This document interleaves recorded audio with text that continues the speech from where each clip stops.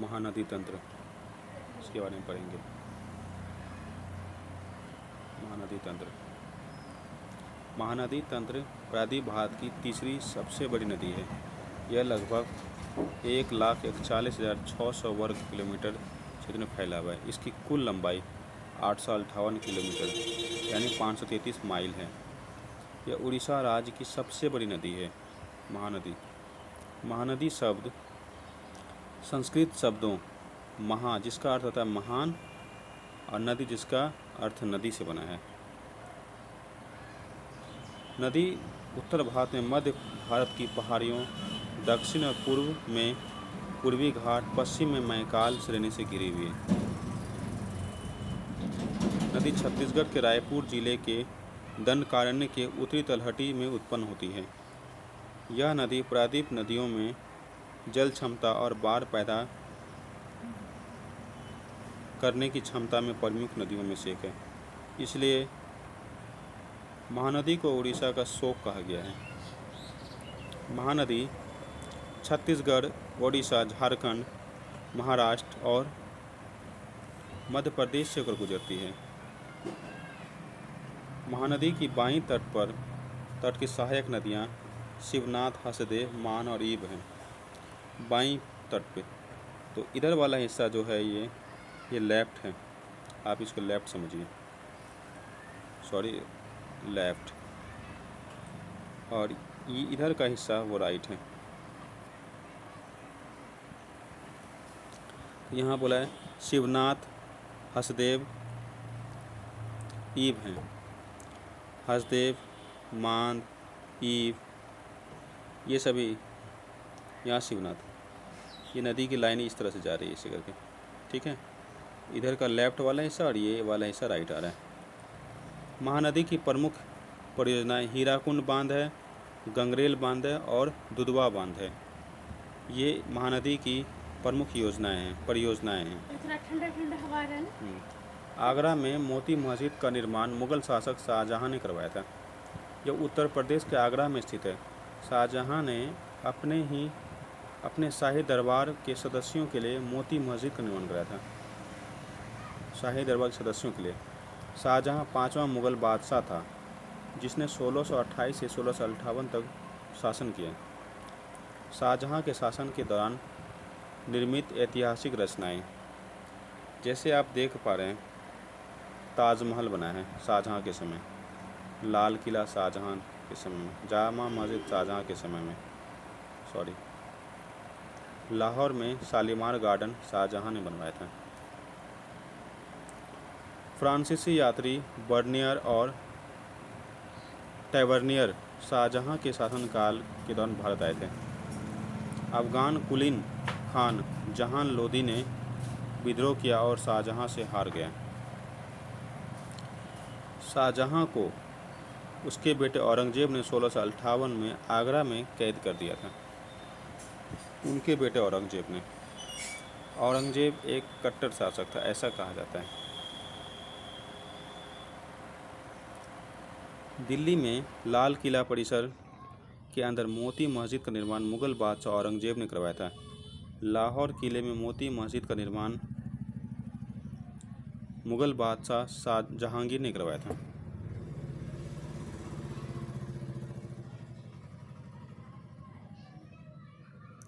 अकबर के शासनकाल के दौरान निर्मित ऐतिहासिक संरचनाएं, आगरा का किला अकबर ने बनाया था, लाहौर का किला अकबर ने बनाया था, फतेहपुर सिकड़ी अकबर ने बनाया था, इलाहाबाद का किला अकबर ने बनाया था, बुलंद दरवाज़ा अकबर ने बनाया था। हुमायूं ने चौसा 1539 में, कन्नौज 1540 में शेरशाह के खिलाफ 2 युद्ध लड़े थे, जिसमें हुमायूं की हार हो जाती है और हुमायूं भाग जाता है। मुगल शासक 2 महान वंशों के वंशज थे। अपनी माता की ओर से और चीन और मध्य एशिया के कुछ हिस्सों पर शासन करने वाले मंगोल शासक चंगेज़ खान, जिनकी मौत 1227 में होती है, उनके वंशज थे। अपने पिता की ओर से वे ईरान, इराक और आधुनिक तुर्की के शासक तैमूर, जिनकी मौत 1404 में हो जाती है, उनकी तरफ से उनके पापा थे। मतलब मुग़ल के संस्थापक थे बाबर के पापा तैमूर। हालांकि मुग़लों को मुग़ल या मंगोल कहना पसंद नहीं था। अच्छा, ऐसा इसलिए था क्योंकि चंगेज़ खान की स्मृति असंख्य लोगों के नरसंहार से जुड़ी थी। इसीलिए मुग़लों को मुग़ल या मंगोल कहना पसंद नहीं था कि चंगेज़ खान ने असंख्य लोगों को मौत के घाट उतार दिया था। यह उज़्बेक्स उनके मंगोल प्रतियोगियों के साथ भी जुड़ा हुआ है।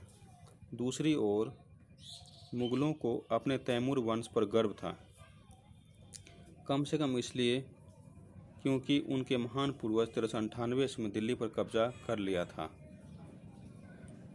इसलिए गर्व था। गुप्त वंश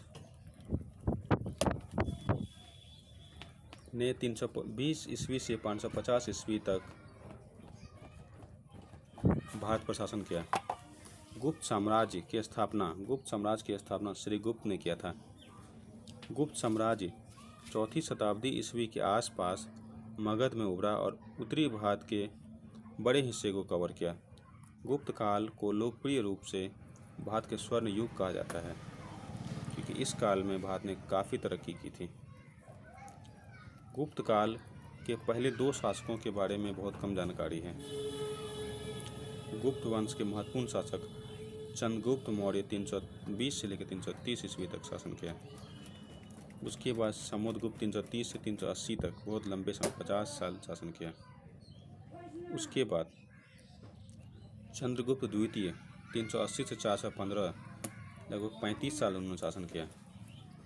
उसके बाद कुमारगुप्त 415 से 455, ये कभी शक्तिशाली शासक हुआ करते थे और इनके काल को स्वर्ण युग काल कहा जाता है।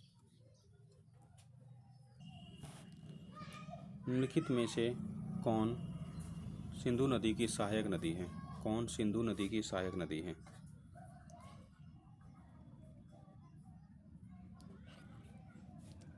तो सिंधु की सहायक नदी व्यास नदी है। सही उत्तर व्यास नदी।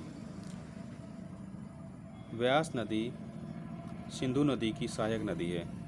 यह मध्य हिमाचल के हिमालय से निकलती है और फिर पंजाब में प्रवेश करती है और सतलज नदी में मिलती है, जो सिंधु नदी की एक सहायक नदी भी है। व्यास नदी हिमाचल के हिमालय से निकलती है और पंजाब में प्रवेश करती है और सतलज नदी में मिलती है। सिंधु एक अन्य नाम सिंधु है। सिंधु का एक अन्य नाम सिंधु है। यह मानसरोवर झील के पास स्थित है और सिंधु नदी भारत में 5 सहायक नदियां हैं। सिंधु की भारत में 5 सहायक नदियां हैं: रावी, चिनाब, झेलम, सतलज। सिंधु की 5 सहायक नदियां रावी, चिनाब, झेलम, सतलज और व्यास। विपाशा नदी व्यास नदी का प्राचीन नाम है, यानी व्यास नदी का पुराना नाम विपाशा है। चंबल नदी यमुना नदी की एक प्रमुख नदी है। यमुना की सहायक नदी चंबल। सोन नदी गंगा नदी की दूसरी सबसे बड़ी सहायक है सोन। टोंस नदी यमुना नदी की सबसे बड़ी सहायक नदी है टोंस। भारत की निम्नलिखित में से कौन सी नदी बंगाल की खाड़ी में गिरती है? गोदावरी। सही आंसर गोदावरी। सॉरी।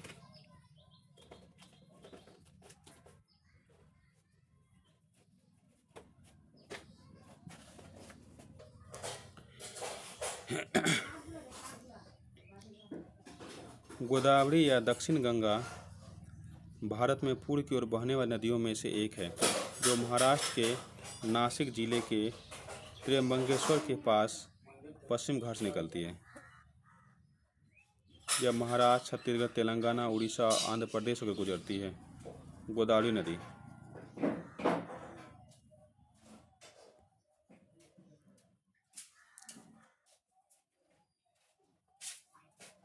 निजाम सागर परियोजना, कालेश्वरम परियोजना प्रमुख परियोजना है जो गोदावरी नदी पर है। अन्य पूर्व की ओर बहने वाली नदियां कृष्णा, कावेरी, महानदी हैं। तापी पश्चिम की ओर बहने वाली प्रमुख नदियों में से एक है जो मध्य प्रदेश के बैतूल जिले में सतपुरा रेंज से निकलती है। यह मध्य प्रदेश, महाराष्ट्र, गुजरात से बहती हुई अरब सागर में कैम्बे की खाड़ी में गिरती है। तापी नदी। नर्मदा नदी एक पश्चिम की ओर बहने वाली नदी है जो मध्य प्रदेश में अमरकंटक रेंज से निकलती है, अमरकंटक की पहाड़ियों से। मध्य प्रदेश, महाराष्ट्र, गुजरात से होकर बहती है और अरब सागर में कैम्बे की खाड़ी में गिरती है नर्मदा नदी। माही नदी मध्य प्रदेश के धार जिले से निकलती है और मध्य प्रदेश, राजस्थान, गुजरात से होकर बहती है और अंत में अरब सागर में खंबात की खाड़ी में मिल जाती है। कर्क रेखा मध्य प्रदेश के निम्नलिखित में से किस जिले से होकर निकलती है? गुजरती है भोपाल। कर्क रेखा भोपाल से होकर गुजरती है। सही उत्तर भोपाल। कर्क रेखा एक महत्वपूर्ण भौगोलिक चिन्ह है जो 23.5 डिग्री उत्तरी अक्षांश पर स्थित है। यह पृथ्वी के मानचित्रों पर निम्नलिखित चिन्हित 5 प्रमुख अक्षांशों वृत्तों में से एक है।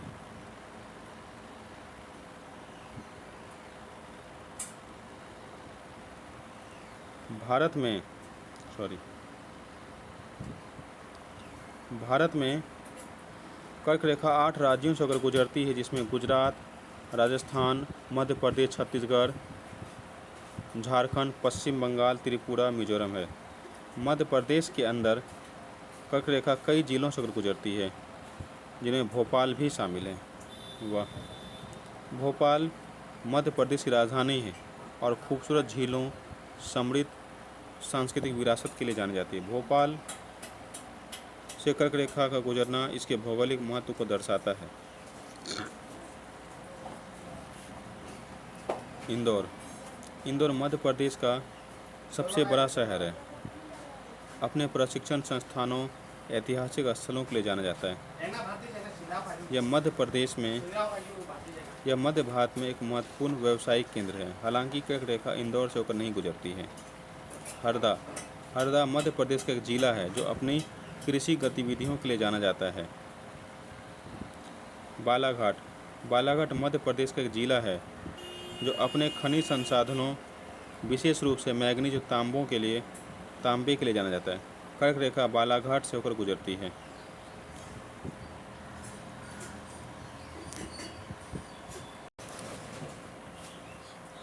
The term antibiotic was coined bye, मतलब एंटीबायोटिक शब्द को पहली बार किसने कहा? सैलमन वैक्समैन ने कहा। Selman Waksman, an American microbiologist coined the term antibiotic in 1942। 1942 में सैलमन वैक्समन, जो अमेरिकन माइक्रोबायोलॉजिस्ट हैं, उन्होंने ये शब्द का उच्चारण किया था।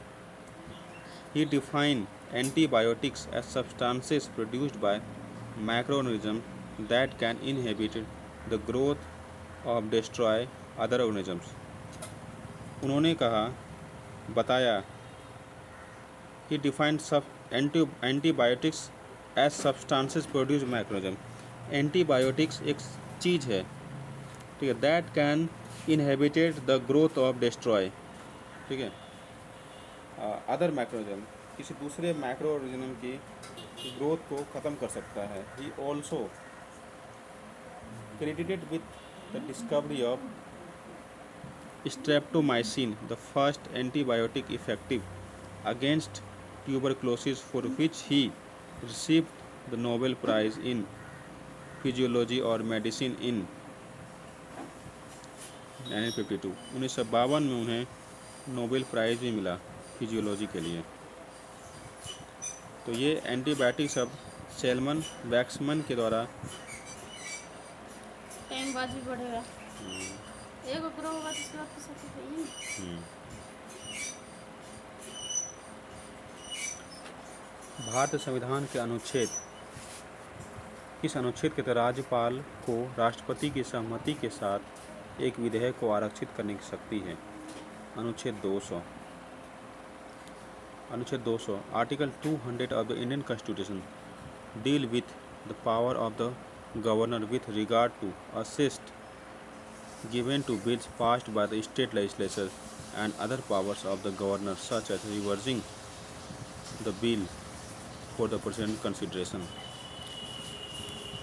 अनुच्छेद 200 यह बताता है कि राज्य विधानमंडल द्वारा पारित एक विधेयक गवर्नेंस को प्रस्तुत करता है, राज्यपाल घोषित करेगा।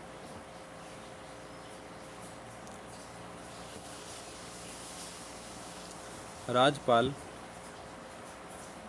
की राय में विधेयक यदि कानून बन राज्यपाल की राय में विधेयक यदि कानून बन गया, उच्च न्यायालय की शक्तियों से उतनी ही अपमानजनक हो जाएंगे जितना उनकी संवैधानिक स्थिति को खतरे में डालना। वह इसे स्वीकार नहीं करेगा, लेकिन राष्ट्रपति के विचार के लिए इसे आरक्षित रखेगा। राज्यपाल जल्द से जल्द यह विधानमंडल द्वारा कुछ विचार के लिए एक संदेश के साथ विधेयक धन विधेयक के अलावा वापस कर सकते हैं, लेकिन विधेयक को फिर से संशोधन के साथ या बिना संशोधन के विधानमंडल द्वारा पारित किया जा सकता है, तो राज्यपाल वहाँ प्रावधान से सहमति नहीं लेंगे।